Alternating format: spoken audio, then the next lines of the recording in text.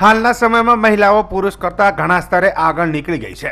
કોઈ પણ વ્યવસાય હોય કે ગૃહ ઉદ્યોગ પોતાની જાતે મહેનત કરીને હંમેશા અવ્વલ નંબરે રહેતી હોય છે। આજના યુગમાં દરેક મહિલાઓ અલગ અલગ ક્ષેત્રમાં પોતાની ક્ષમતા મુજબની કામગીરી કરીને પતિ અને પરિવારને આર્થિક સહાય કરી છે।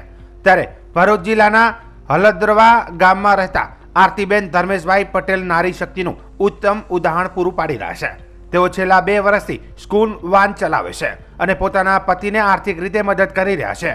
આજના વિશ્વ મહિલા દિવસ નિમિત્તે સ્કૂલ વાન ચલાવતા ભરૂચના મહિલા આરતીબેન પટેલ સાથે વાતચીત કરી હતી। આરતી પટેલે જણાવ્યું હતું કે સમગ્ર વિશ્વને હચમચાવી દેનાર કોરોના મહામારીએ અનેક પરિવારોની આર્થિક રીતે કમર તોડી નાખી હતી। લોકો નોકરી ધંધા વગર પોતાનું પરિવારનું જીવન નિર્વાહ કઈ રીતે ચલાવવું તે માટે ભારે મુશ્કેલીઓમાં મુકાયા હતા। મારા પતિ પણ સ્કૂલ વાન ચલાવીને અમારું ગુજરાન પૂરું પાડતા હતા, પરંતુ કોરોના મહામારીના કારણે સ્કૂલો બંધ થતાં તેમના પરિવારને ભારે આર્થિક સંકળામણનો સામનો કરવો પડ્યો હતો, જેથી પતિને મદદરૂપ થવા તેમની પાસેથી 4 વ્હીલ ગાડી શીખીને આજે સ્કૂલ વાન ચલાવીને પતિની સાથે બાળકોને મૂકવા અને લાવવાની કામગીરી કરી રહી છે। તેઓ આજે મારાથી ખૂબ જ ખુશ છે। તેઓ એક મહિલા હોય, વાલીઓ પણ તેમના બાળકોને તેમની પાસે સ્કૂલમાં મોકલતા ગભરાતા નથી।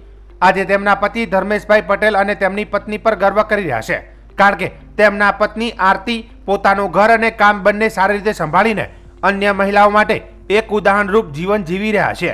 આ વ્યવસાય માત્ર કમાણી નહીં, પરંતુ અન્ય મહિલાઓ માટે પ્રેરણારૂપ બની શકે છે।